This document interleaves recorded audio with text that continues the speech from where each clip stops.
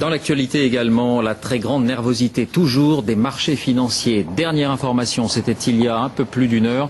L'une des principales agences de notation, l'agence Fitch, a encore dégradé la note souveraine de la Grèce, dégradée de 3 crans. Elle estime qu'il y a un risque de défaut de crédit substantiel et elle justifie ce déclassement par l'absence de nouveaux programmes de soutien de l'Union européenne. Bonsoir François Baudonnet. Vous êtes précisément en direct à Bruxelles où les ministres des Finances de la zone euro n'arrivent pas à se mettre d'accord. C'est la zizanie qui perdure. Qu'est-ce qui coince?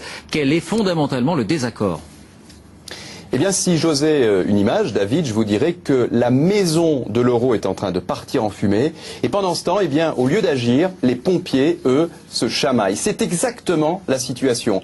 Imaginez que depuis hier, par exemple, les dirigeants européens n'arrivent même pas à se mettre d'accord pour organiser un sommet qui leur aurait permis de se mettre d'accord. Et quand un ministre européen prend la parole, 10 minutes plus tard, un autre ministre dit exactement le contraire. Pour moi, c'est du jamais vu depuis le début de la crise. Alors pourquoi? Eh bien parce que l'Europe est coupée en deux par une ligne de fracture. D'un côté, vous avez l'Allemagne et d'autres pays qu'on va dire vertueux. Leurs opinions publiques veulent que cette fois, les banques privées payent elles aussi pour la Grèce. Et de l'autre, la Banque Centrale Européenne et des pays plus dépensiers, dont la France d'ailleurs, ils estiment qu'il faut sauver Athènes à tout prix, sans défaut de paiement. C'est donc une guerre de tranchées entre deux Europes.